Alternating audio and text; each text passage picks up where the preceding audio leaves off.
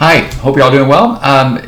In this talk, I want to go over the kind of extra or bonus chapters in the book. I'm going to do it really quickly because they are, in effect, bonus chapters.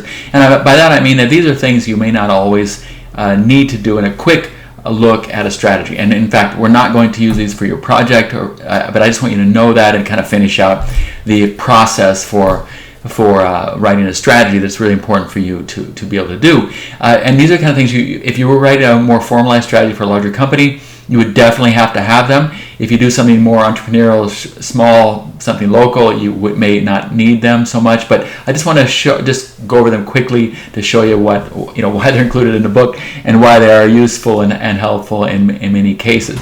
So please do call up the slide on the Lecture 9 sort of bonus chapters thing. And you'll see that if you look at that, while you're looking at that, I've kind of repeated the process. So if you see the first slide shows the whole strategy process, and you'll see that we've already covered the 7 primary steps, and now I'm just going to look at those ones that are in the box really quickly, the bonus steps on those, and they're again, if you were to do a major project, when I do consulting projects, of course I have to do all of them, but sometimes with a shorter project, you don't have to do these, but these are key. Anyway, I go quickly through those. You'll see the different things that we've already covered, all the way down to slide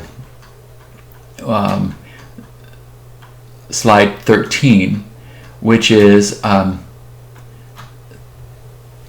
checklist. So basically, a checklist. I want to go really quickly over this.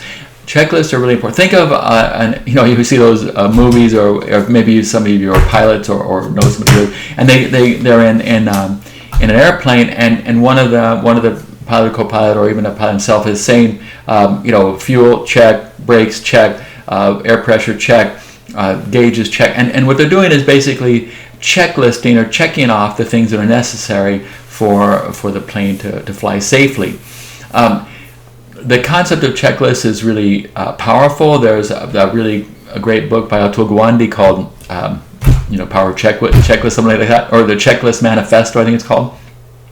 And basically he just does a really simple, he's a doctor, and he writes a simple thing that just 5 simple steps in like what an anesthesiologist does prior to an operation, just making sure every time those 5 things are always done saves so many lives. It's scary. It's like, you think, well, of course they're going to do that. Well, yeah, of course they should do that. But unless you have a checklist for something, then sometimes it doesn't get done. And so this is all about that. That a checklist can save you from messing up your, of course, a person's life, but also your career. The key thing about a checklist is it's applicable if what you're looking at doing, if an activity that you need to do or a series of steps are critical to the success of whatever you want to do, then you have to have a checklist. If it doesn't matter that much, it's not such a big deal. But depending on the criticality, the importance, the level of necessity, and the damage that can be done if something goes wrong, the higher that is, the more you'll want to have a checklist for exactly knowing which steps need to be done in order to arrive at your the business process that you need to do in order to make whatever you're looking at work well. If you look at something like a credit decision, if you need, like if you're lending to a commercial property, and one of the things in there is the assessment, of course it's obvious, but the assessment of the property, and you don't have that. If you don't have that and you make a loan, then you have no idea whether you've made a loan that's anywhere in relationship to the actual value of that property. So one of the things you would certainly have as a credit administrator is, do I have that check? And when you're analyzing the loan, you would say, I'm looking through the things, and you'd look at your checklist, is the assessment there? Check. So those are kind of things. And of course, you'd have other different types of things, but that's an example. Like if you don't have that, you have very little chance of making a good loan. If you do have that, it's one of the steps that it'll help you. And what you want to do is make a really simple checklist. You want to make sure that it's simple, clear, and concise, and also focuses on exactly on the critical elements that need to be done. And you want not too much detail. If you have a really long checklist, that means you should probably break the activity into pieces and have probably a longer process that you're actually dealing with. Break it into pieces and have a smaller checklist for each one of those. Again, I'm not going to go over this too much, but I will tell you I use this all the time. When I do a consulting project for a company, I go in, I say, in order to get this thing done, I'll need the following. I need to talk to the manager. I need to see this process. I need this data. I need this workflow process. I need to interview this manager. I need to talk to this board member. I need to see their projections, and all that sort of thing. So then I'll say that, because if I don't have that, I can't write the strategy.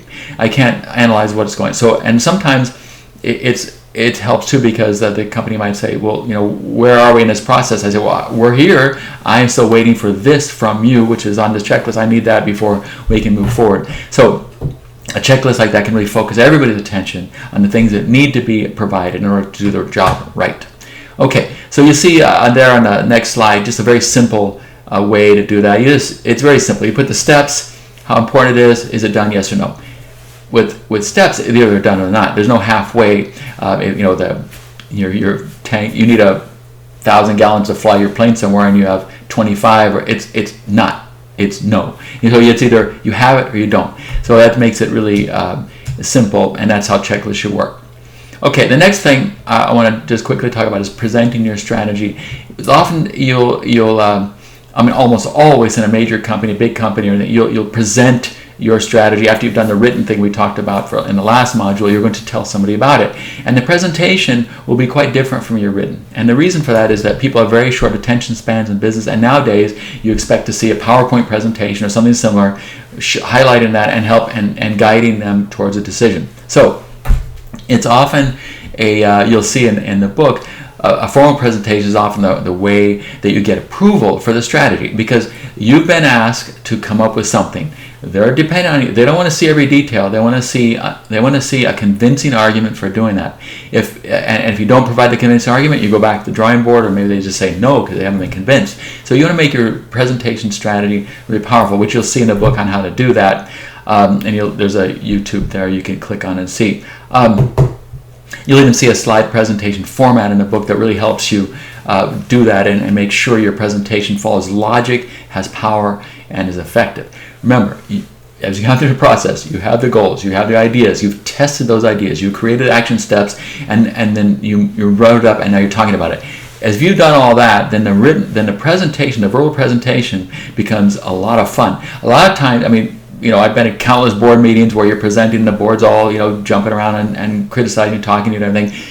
But if you've done your work, it's fun, because there you have a bulletproof strategy based on the logic and the logical proof of your ideas. So the more they talk, the better it is. It actually becomes an enjoyable experience because you anticipate everything they say.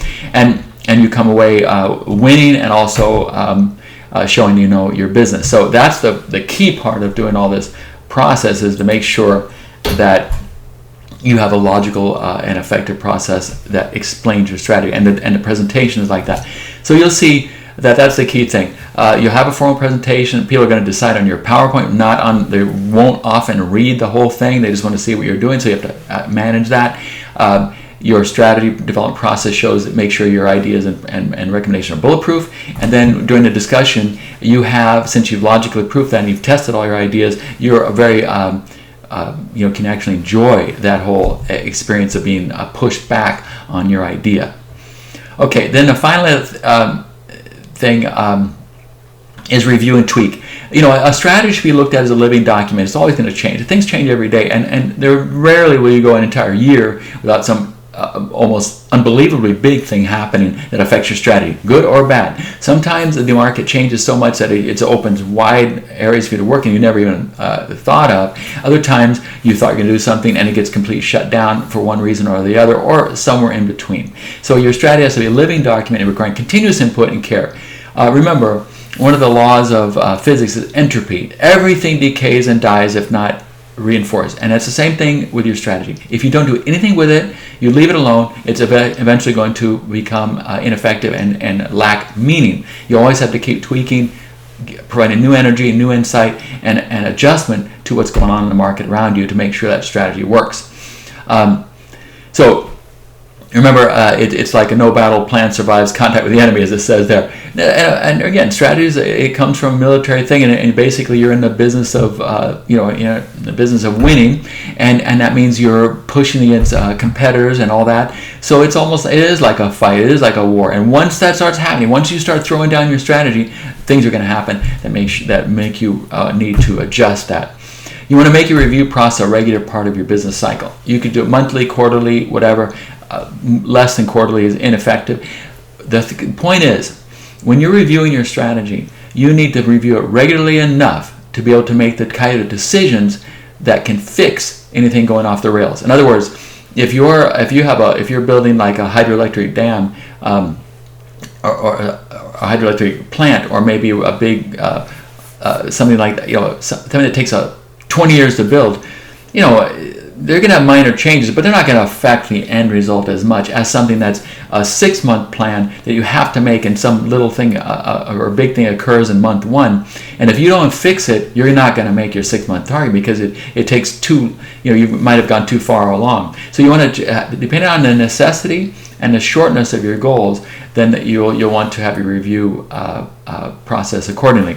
Longer term things that are slower developing, you can go quarterly. Quicker things you might do weekly if it's that important. So the point is that if you don't catch and fix something that when it's going off the rails early, you won't have time later on in order to make your end of period or end of year budgets. So you want to develop a process that's clear, consistent, and you also want consistent. You want people to look at the same thing every time, so they know what you're looking at. And I have here a little scorecard that I use, bigger or smaller depending on what company I'm working with, but basically it's something like this, where you say, and this is all, of course, just an example, but basically you have your business indicators, whatever's important. It could be growth, it could be money, it could be sales, it could be volume, it could be square feet, it could be whatever it is that you're measuring in order to show according to your strategy, you put there. And it can be every industry has certain ratios that you look at as important. Whatever those ratios are that describe success, or that you put in your strategy that you need to hit, they go all there. And you put other targets, and you might throw in, along the year we want to have some new ideas. You put them there, and you may even put company values. Are we staying with it? And you may not have that, but some companies really want to make sure that their values are upheld even in their strategy, which is always a good idea, and you put them there. So then you have a thing where, we're going to measure this. So after it could be the year-to-date target. Let's say you're doing it monthly. So you put the month there, and are you hitting the targets? Yes or no?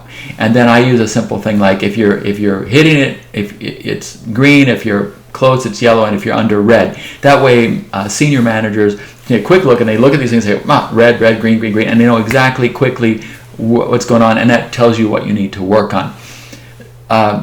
Don't get too bogged down in this yet. We'll look at it as we do later, maybe, but I don't think we're going to work on it too much with your thing. But just be aware that this is an example. I've seen people get kind of caught up, and I don't know, it's just an example. It's basically like a report card. Are you doing well at this point in your process of getting to your goal or not? And a way to look at that is developing these scorecards. It can be flexible. You can do it however you want, but I found that this format works pretty well.